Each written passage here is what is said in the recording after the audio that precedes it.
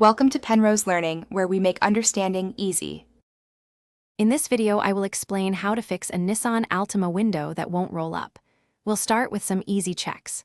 First, locate your fuse boxes, both inside the car and under the hood, and check for any blown 10-amp fuses.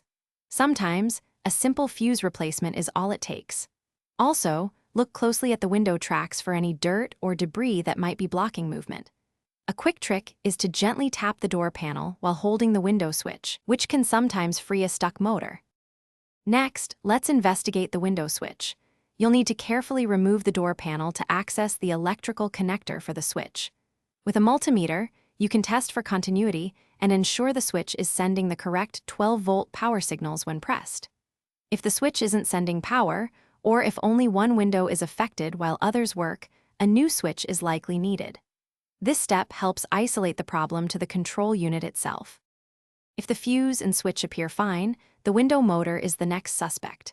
After removing the door panel, disconnect the motor's electrical connector.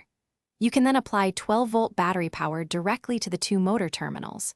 If the motor makes no sound or doesn't attempt to move the window, it's a strong indication that the motor itself has failed. This direct test bypasses the vehicle's wiring and switch, confirming motor functionality. Finally, if your motor works but the window still won't budge, the window regulator is often the culprit. This mechanical assembly guides the window glass. Also, check the wiring harness inside the door for any signs of damage or corrosion, as this can interrupt power.